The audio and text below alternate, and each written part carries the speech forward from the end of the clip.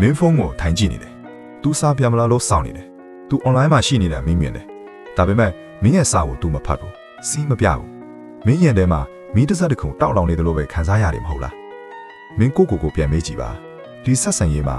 မင်းပျော်နေတာများလားပင်ပန်းနေတာများလား။မင်းမဲ့မြေဥအောင်ဆက်တွေ့ရတယ်။မင်းမဲ့မြေဂယူးဆိုင်ရတယ်။ရန်ဖြစ်တိုင်းမင်းမားသည်ဖြစ်စေမှန်သည်ဖြစ်စေဆက်ဆံရေးပြတ်သွားမှာကြောက်လို့မင်းမဲ့မြေတောင်းမရတယ်။ तू စိတ်ချမ်းသာဖို့အတွက်မင်းရဲ့ပျော်ရွှင်မှုတွေကိုစက်တေးခဲ့တယ်။ तू အကြိုက်ဒီလိုက်လို့ပေးရင်မင်းကိုတောင်ပျောက်ဆုံးသွားပြီ။ဒါပေမဲ့ तू ကဓာတွေကိုတာဝန်တစ်ခုလိုပဲသတ်မှတ်တယ်။မင်းရဲ့ပေးဆက်မှုတွေကို तू ကအလကားရတဲ့အရာလို့သဘောထားတယ်။ငါဥပမာတစ်ခုပေးမယ်။အချစ်ဆိုတာဖနက်တရံနဲ့တူတယ်။စိုက်မတော်တဲ့ဖနက်ကိုအတင်းဆွတ်စီးထားရင်လမ်းလျှောက်တိုင်းနားကျင်ရလိမ့်မယ်။ခြေထောက်တွေပေါက်ပြဲပြီးသွေးထွက်နေတာတောင်မင်းဆက်လျှောက်နေဦးမှာလား။ကြာရင်ခြောင်သွားပါလိမ့်မယ်ဆိုပြီးကိုလိညာနေဦးမှာလား။